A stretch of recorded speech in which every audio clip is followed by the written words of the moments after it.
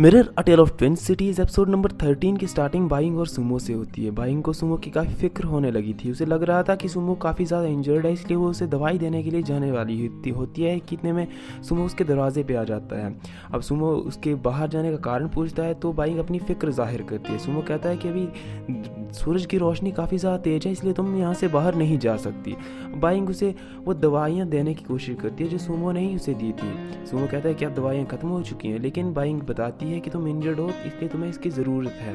लेकिन सुमो कहता है कि मुझे इसकी कोई ज़रूरत नहीं, मैं ठीक हूँ। इसके बाद बाइंग उसे बताती है कि वो आज रात को वहाँ से निकलने वाली है और उसके एहसान को वो हमेशा याद रखेगी और वक्त आने पर इसे रीपे भी कर देगी। लेकिन सुमो कहता है कि अगर हम दोबारा फ्यूचर में मिलेंगे नहीं तो तुम इसे रीपे कैसे करोगी। इतने में जन्नन दरवाजे पे आ जाता है। जन्नन दरवाज़ा नॉक करता है। सुमो दरवाज़ा ओपन करके वहाँ से बाहर चला जाता है। अब जो जन्नन होता है वो बाइंग को बताता है कि वो आज रात यहाँ से निकलने वाले हैं और वो ये सिटी में जाने वाले हैं। और हमें नेक्स्ट सीन दिखाया जाता है जहाँ पर नाशांग जो होती है जंगल में जाती है ताकि कुछ हर्ब्स इकट्ठी की जा सके और यिनची की मदद की जा सके। वो हर्ब्स इकट्ठी करके वहाँ से वापस यिनची के रूम आ जाती है। वहाँ पे आने पर उसे नंजन मिलती है। नंजन जो होती है वो नाशांग को यिनची के पास जाने से रोकती है, वो उसे उसके पास जाने नहीं देती है। नाशांग किसी तरह से नंजन को कन्विंस कर लेती है कि वो एक डॉक्टर है और वो यिनची की मदद कर सकती है, इसलिए अब वो उसकी हेल्प करने लगती है। लेकिन नंजन की एक शर्त थी कि नाशांग उसे टच नहीं करेगी।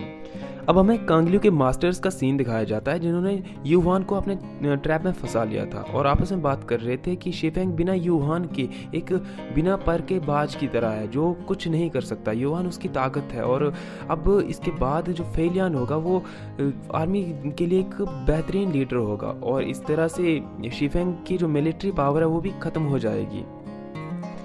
इतने में एक सैनिक ताओयान काउंटी से एक मैसेज जो होता है वो उन्हें देता है।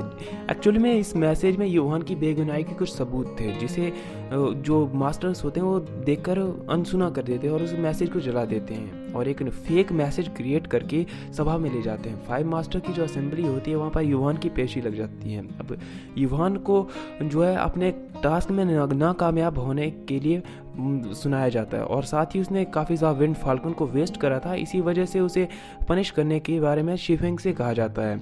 वो शिफेंग के मुंह से निकलवाते हैं कि एक मिलिट्री ऑफिसर अगर किसी टास्क में फेल होता है तो उसे क्या पनिशमेंट दी जाती है। दरअसल पनिशमेंट ये थी कि यूहान को मौत की सज़ा सुनाई जानी थी। लेकिन इतने में अब यूहान की राय पूछी जाती है कि आखिर तुम क्यों फेल हुए। अब यूहान बताता है कि जिन लोगों से मेरा मुकाबला था उनमें एक हेवन रिंग का ओनर है, लेकिन वो हमारे लिए ज़्यादा बड़ा खतरा नहीं है। एक जल मानव ने हमारे विंड फाल्कन्स को डिस्ट्रॉय करा। अब जो 5 मास्टर थे वो सभी जानते थे कि जल मानव है उतने ज़्यादा पावरफुल नहीं है। वो बताते हैं कि जल मानव कब से इतने पावरफुल होने लगे कि उन्होंने एक विंड फाल्कन को तबाह कर दिया। उन्हें विश्वास नहीं हो रहा था। इतने में जो जीजे की पुजारी होती है वो वहाँ पर आ जाती है जिसका नाम होता है यूजू अब जीजे का संदेश उन्हें देती है जिस पे लिखा था सी किंग इज बैक, यानी कि अब समंदर के राजा वापस आ चुके हैं, यानी कि कुछ भी पॉसिबल है। शुआनचान अब पावरफुल हो चुका है। इसके बाद हमें सुमो का सीन दिखाया जाता है। जानलान उससे मिलने के लिए आया होता है और फॉर्मल तरीके से उसे ग्रीट करता है और साथ ही उसके साथ पार्टनरशिप करने के लिए एक ऑफर रखता है। वो बताता है कि अगर वो घोस्ट एबस में जाके जानलान की पावर सील को ब्रेक करने में उसकी मदद करेगा तो वो भी ड्रैगन गॉड की सील को ओपन करने के लिए उसको हेल्प करेगा। वो एक तरह से अलायंस क्रिएट करना चाहता था कोंगसोंग और सी के बीच, जिसका नाम उन्होंने रखा है कोंगसी अलायंस। अब सुमो को वो ऑफर देता है लेकिन सुमो उसका जवाब नहीं देता और जो जानलान होता है वहाँ से चला जाता है। दरअसल सुमो को डर इस बात का था जो 7000 साल पहले हुआ था वो 7000 साल बाद भी हो सकता था।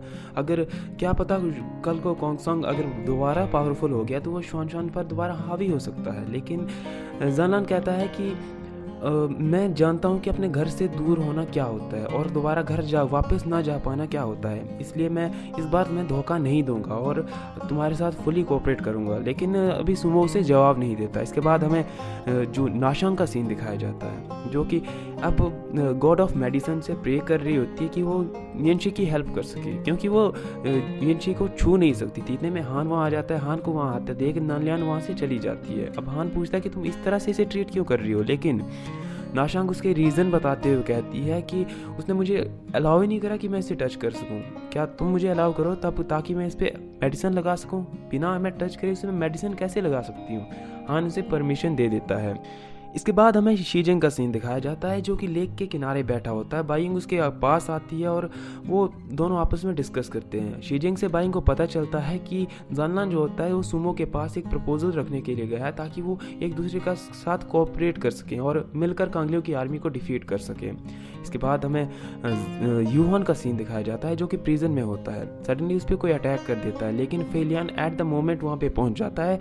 अब फेलियन को देखकर अटैकर वहाँ से भाग जाता है। फेलियन जो यूहान के लिए वाइन लेकर आया होता है। पहले तो यूहान मना करता है, वो कहता है कि ये प्रिजन है, यहाँ पे ये सब चीज़ें ठीक नहीं है, लेकिन बाद में वो उसके साथ ड्रिंक करने लगता है। इसके बाद यूहान फेलियन को एक राज की बात बताता है। वो कहता है कि उसने सारे के सारे वाटर वेज को ब्लॉक कर रखा है, तो अगर तुम उनके सीक्रेट ठिकाने पर अभी हमला करोगे तो इसमें तुम कामयाब हो जाओगे। जब फेलियन भी मान जाता है। इसके बाद हमें कांगलियो के मास्टर का सीन दिखाया जाता है। वहाँ पर उसका सोल्जर पहुँचता है और वो अपनी नाकामयाबी की बात कहता है। वो बताता है कि फेलियन वहाँ पे आ चुका था, इसलिए मेरे पास कोई और रास्ता नहीं बचा था और मुझे वहाँ से भागना पड़ा। अब हमें ताओयान विलेज का सीन दिखाया जाता है। वहाँ पर हुआंग और उसका साथी वहाँ पे आ जाते हैं, लेकिन एक स्ट्रॉन्ग बैरियर की वजह से वो उस विलेज के अंदर एंटर नहीं कर पा रहे थे। बाइंग और शीजिंग भी वहाँ पे आ जाते हैं। वो ननजांग से कहते हैं कि वो बैरियर को ओपन कर दे, लेकिन ननजांग कहती है कि मैं बैरियर को ओपन नहीं कर सकती, ये सुमो ने लगाया है, यानी सी किंग ने लगाया, तो इसे ओपन करने का अधिकार भी उन्हीं के पास है। तो वो सुमो से रिक्वेस्ट करते हैं। सुमो उनको जो है अंदर आने देता है। इसके बाद वो एक रूम में जाते हैं और जानलान के साथ बात करने लगते हैं। जानलान उन्हें सारी की सारी बात समझा देता है कि किस तरह से उन्होंने सुमो के सामने एक प्रपोजल रखा है। अब जानलान ये भी बताता है कि घोस्ट एबेस कितनी खतरनाक जगह है। तो इस पर बाइंग काफ़ी फिक्र करने लगती है। वो कहती है कि क्या सुमो ने एग्री कर लिया है, लेकिन जानलान कहता है कि अभी उसने हाँ नहीं कहा है। यहाँ जो बाकी के लॉर्ड्स होते हैं उन्हें सुमो के सी किंग होने का भी पता चलता है। इसके बाद हमें नाशांग और यिनशी का सीन दिखाया जाता है। अब नाशांग उसे दवाई पिलाने की कोशिश कर रही थी, लेकिन यिनशी बेहोश था तो वो कैसे दवाई पी सकता था। अब नाशांग को आइडिया आता है कि क्यों ना वो अपने मुंह के अंदर दवाई डाले, उसके बाद यिनशी को खिला दे।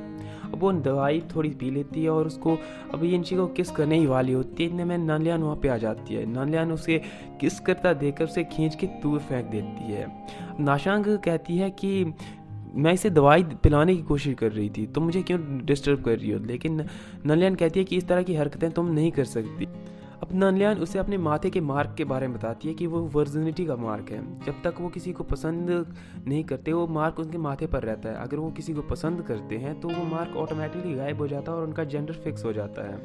अब नाशांग कहती है कि क्या तुम यिनशी को पसंद करती हो, तो अगर ऐसा है तो तुम साइड में हट जाओ। पहले ही वो उसे वहाँ से दूर भेजने की कोशिश करती है, लेकिन वो गलती से यिनशी की चेस्ट को प्रेस कर देती है, जिसकी वजह से यिनशी जाग जाता है। जैसे वो जागता है अब वो नाशांग को कहता है कि तुम थोड़ी देर बाद बाहर जाओ, मैं नानलियान से कुछ बात करना चाहता हूँ।